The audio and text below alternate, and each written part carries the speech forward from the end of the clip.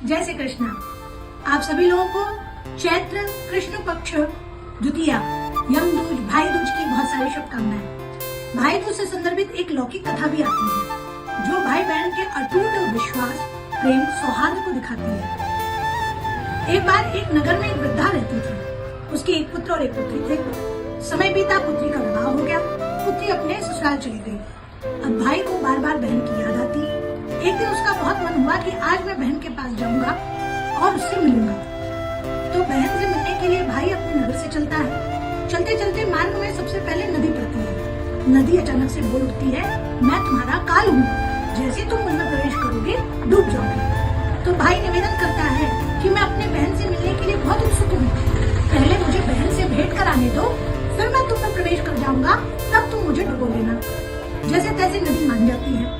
फिर थोड़ा आगे बढ़ता है, तब उसे एक सर्प मिलता है। वो काला नाग कहता है कि आज मैं तुम्हें डसूंगा, मैं तुम्हारा काल हूँ। तो वो दोबारा उससे निवेदन करता है कि मुझे अपनी बहन से मिलना बहुत आवश्यक है। एक बार मैं उससे मिल लूं, फिर मैं लौट कर आता हूँ, तब तुम मुझे डस लेना। फिर थोड़ा आगे बढ़ता है, फिर उसे एक शेर मिलता है। शेर कहता है, मैं तुम्हारा काल हूँ, आज मैं तुम्हें खाऊंगा। भाई फिर कहता है कि मुझे अपनी बहन से मिल लेने दो, बस इतना निवेदन स्वीकार कर लो, बाद में जैसे ही लौटूंगा तो मुझे खा लेना। अब वह अपनी बहन के पास पहुंचता है। बहन उसका बड़े हर्ष पूर्वक तिलक करती है, आरती उतारती है, नारियल भेंट करती है, वस्त्र भेंट करती है, उसे बहुत अच्छे अच्छे पकवान बनाकर खिलाती है। परंतु भाई के चेहरे पर कुछ उदासी रहती है। बहन उससे पूछती है कि बताओ क्या दिक्कत है, तुम क्यों परेशान हो? मैं तुम्हारी बहन हूँ, तुम्हारी सारी बलाएं ले सकती हूँ, इसलिए तुम मुझे अपना दुख कहो।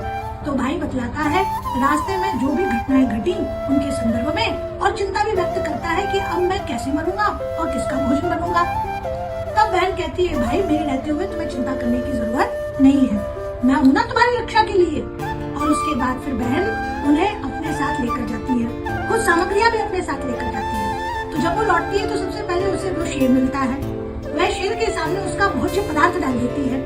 शेर उस भोज्य पदार्थ को खा करके अपनी क्षुधा शांत कर लेता है और संतुष्ट हो जाता है।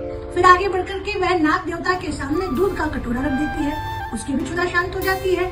और उसके बाद वह एक ओढ़नी ले जाकर के नदी को अर्पित करती है और उससे निवेदन करती है कि मेरे भाई को दीर्घायु प्रदान करो, तुम शांत हो जाओ। तो नदी का उफान भी शांत हो जाता है और दोनों भाई बहन बड़ी आसानी से उस नदी को पार कर जाते हैं। इस लौकिक कथा का एक ही तात्पर्य, हमेशा भाई ही रक्षक हो ऐसा जरूरी नहीं है। बहनें भी अपनी प्रार्थनाओं से भाई की मंगल कामना करके रक्षा की